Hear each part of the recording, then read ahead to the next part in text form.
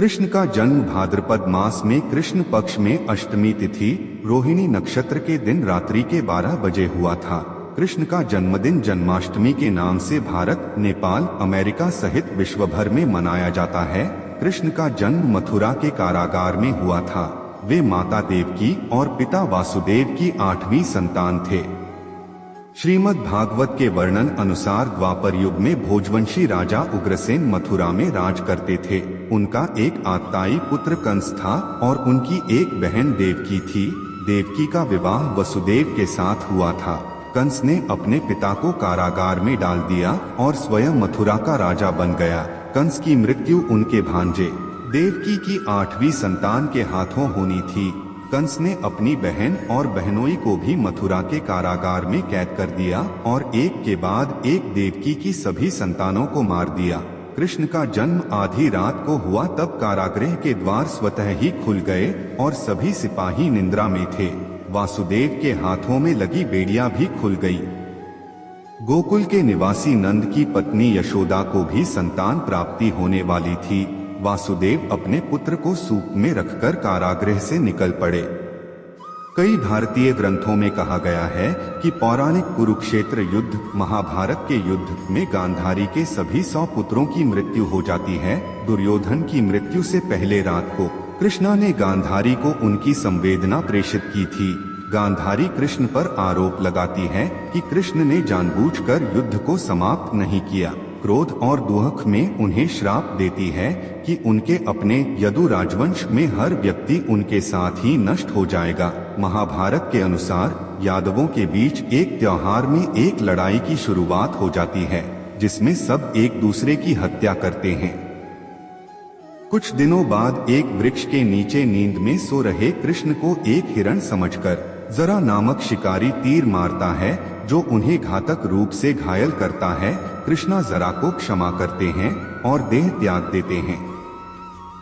गुजरात में भालका की तीर्थ यात्रा, तीर्थ स्थल उस स्थान को दर्शाता है जहां कृष्ण ने अपना अवतार समाप्त किया तथा वापस वैकुंठ को गए। यह देहोत्सर्ग के नाम से भी जाना जाता है। भागवत पुराण अध्याय 31 में कहा गया है कि उनकी मृत्यु के बाद कृष्ण अपनी योगिक एकाग्रता की वजह से सीधे वैकुंठ में लौटे। ब्रह्मा और इंद्र जैसे प्रतीक्षारत देवताओं को भी कृष्ण को अपना मानव अवतार छोड़ने और वैकुंठ लौटने के लिए मार्ग का पता नहीं लगा। कृष्ण ने देवकी और उनके पति चंद्रवंशी क्षत्रिय वासुदेव के यहाँ जन्म लिया। देवकी का भाई कंस नामक दुष्ट राजा था। पौराणिक उल्लेख के अनुसार देवकी के विवाह में कंस को भविष्यद्वक्ताओं ने बताया कि देवकी के पुत्र द्वारा उसका वध निश्चित है। कंस देवकी के सभी बच्चों को मारने की व्यवस्था करता है। जब कृष्ण जन्म लेते हैं, वासुदेव चुपके से शिशु कृष्ण को यमुना के पार ले जाते हैं और एक अन्य शिशु बालिका के साथ उनका आदान प्रदान करते हैं। जब कंस इस नवजात शिशु को मारने का प्रयास करता है, तब शिशु बालिका हिंदू देवी दुर्गा के रूप में प्रकट होती है तथा उसे चेतावनी देते हुए कि उसकी मृत्यु उसके राज्य में आ गई है, लोप हो जाती है। पुराणों में किंवदंतियों के अनुसार कृष्ण नंद और उनकी पत्नी यशोदा के साथ आधुनिक काल के मथुरा के पास पलते बढ़ते हैं। इन पौराणिक कथाओं के अनुसार कृष्ण के 2 भाई बहन भी रहते हैं, बलराम और सुभद्रा। कृष्ण के जन्म का दिन जन्माष्टमी के रूप में मनाया जाता है। भागवत पुराण कृष्ण की 8 पत्नियों का वर्णन करता है, जो इस अनुक्रम में रुक्मिणी, सत्यभामा, जाम्बंती, कालिंदी, मित्रवृंदा, नागनजिति जिसे सत्य भी कहा जाता है, भद्रा और लक्ष्मणा जिसे मदरा भी कहते हैं, प्रकट होती हैं। डेनिस हडसन के अनुसार यह एक रूपक है। 8 पत्नियां उनके अलग पहलू को दर्शाती हैं। जॉर्ज विलियम्स के अनुसार वैष्णव ग्रंथों में कृष्ण की पत्नियों के रूप में सभी गोपियों का उल्लेख है, लेकिन यह सभी भक्ति एवं आध्यात्मिक संबंध का प्रतीक हैं और प्रत्येक के लिए कृष्ण पूर्ण श्रद्धेय हैं। उनकी पत्नी को कभी कभी रोहिणी, राधा, रुक्मिणी, स्वामिनी जी या अन्य कहा जाता है। कृष्ण संबंधी हिंदू परंपराओं में वह राधा के साथ सबसे अधिक चित्रित होते हैं।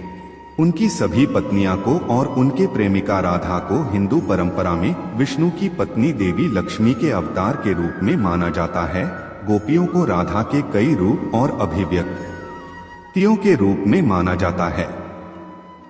महाभारत के अनुसार कृष्ण कुरुक्षेत्र युद्ध के लिए अर्जुन के सारथी बनते हैं, लेकिन इस शर्त पर कि वह कोई भी हथियार नहीं उठाएंगे। दोनों के युद्ध के मैदान में पहुंचने के बाद और यह देखते हुए कि दुश्मन उसके अपने परिवार के सदस्य, उनके दादा और उनके चचेरे भाई और परिजन हैं, अर्जुन क्षोभ में डूब जाते हैं और कहते हैं कि उनका हृदय उन्हें अपने परिजनों से लड़ने और मारने की अनुमति नहीं देगा। वह राज्य को त्यागने के लिए और अपने गांडीव अर्जुन के धनुष को छोड़ने के लिए तत्पर हो जाते हैं। कृष्ण तब उसे जीवन, नैतिकता और नश्वरता की प्रकृति के बारे में ज्ञान देते हैं। जब किसी को अच्छे और बुरे के बीच युद्ध का सामना करना पड़ता है, तब परिस्थिति की स्थिरता, आत्मा की स्थायिता और अच्छे बुरे का भेद ध्यान में रखते हुए, कर्तव्यों और जिम्मेदारियों को निभाते हुए, वास्तविक शांति की प्रकृति और आनंद और विभिन्न प्रकार के योगों को आनंद और भीतर की मुक्ति के लिए ऐसा योग अनिवार्य होता है। कृष्ण और अर्जुन के बीच बातचीत को भगवद गीता नामक एक ग्रंथ के रूप में प्रस्तुत किया गया है।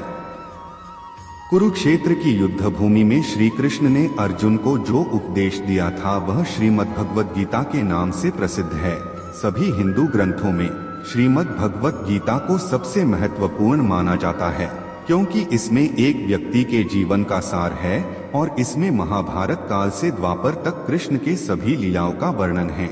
ऐसी मान्यता है कि यह महर्षि वेदव्यास द्वारा रचित है। हालांकि इसमें कोई प्रमाण नहीं है, लेकिन भगवद गीता एक पुस्तक है जो अर्जुन और उनके सारथी श्री कृष्ण के बीच वार्तालाप पर आधारित है।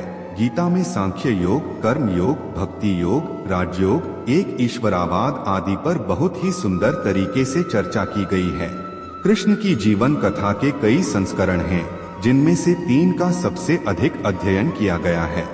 हरिवंश, भागवत पुराण और विष्णु पुराण ये सब मूल कहानी को ही दर्शाते हैं, लेकिन उनकी विशेषताओं, विवरण और शैलियों में काफी भिन्नताएं हैं। सबसे मूल रचना हरिवंश को एक यथार्थवादी शैली में बताया गया है, जो कृष्ण के जीवन को एक गरीब ग्वाले के रूप में बताता है, लेकिन काव्यात्मक और अलौकिक कल्पना से उत्प्रोत है। यह कृष्ण की अवतार समाप्ति के साथ समाप्त नहीं होती।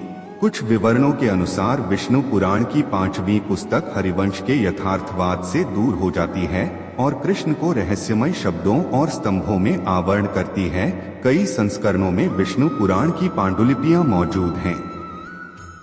भागवत पुराण की 10वीं और 11वीं पुस्तकों को व्यापक रूप से एक कविष्ट कृति माना जाता है, जो कि कल्पना और रूपकों से भरा हुआ है।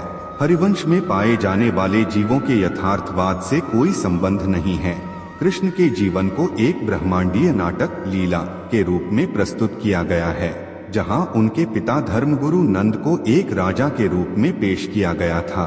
कृष्ण का जीवन हरिवंश में एक इंसान के करीब है, लेकिन भागवत पुराण में एक प्रतीकात्मक ब्रह्मांड है, जहां कृष्ण ब्रह्मांड के भीतर हैं और इसके अलावा साथ ही ब्रह्मांड भी हमेशा से है और रहेगा। कई भारतीय भाषाओं में भागवत पुराण पांडुलिपियां कई संस्करणों में भी मौजूद हैं।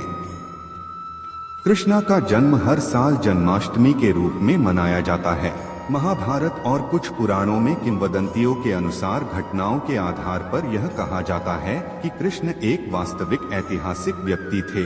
उदाहरण के लिए लानबान्य वेंसानी कहते हैं कि कृष्ण का पुराणों में 3227 ईसा पूर्व 3102 ईसा पूर्व के बीच होने का अनुमान लगाया जा सकता है। इसके विपरीत जैन परंपरा में पौराणिक कथाओं के अनुसार कृष्ण नेमिनाथ के चचेरे भाई थे, जो जैनों के 22वें तीर्थंकर थे। 9वीं शताब्दी से जैन परंपरा का मानना है कि नेमिनाथ 84,000 वर्ष पहले पैदा हुए। गाय बेक कहती हैं कि कृष्ण चाहे मानव हो या दिव्य अवतार, प्राचीन भारत में वास्तविक व्यक्ति को दर्शाता है, जो कम से कम 1000 ईसा पूर्व रहते थे। लेकिन इस ऐतिहासिक प्रमाणों से विशुद्ध रूप से संस्कृत सिद्धांत के अध्ययन से यह प्रतिस्थापित नहीं किया जा सकता है। आशा करता हूँ कि आपको वीडियो अच्छा लगा होगा। अगर अच्छा लगा हो तो वीडियो को एक लाइक जरूर करें। मिलते हैं अगली ज्ञान पूर्वक वीडियो में। धन्यवाद।